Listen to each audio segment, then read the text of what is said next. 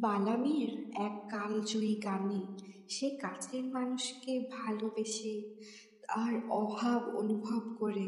বৃষ্টি আর বৃষ্টিতে ভেজার সময়টাতে আবেগে জর্জরিত হয়ে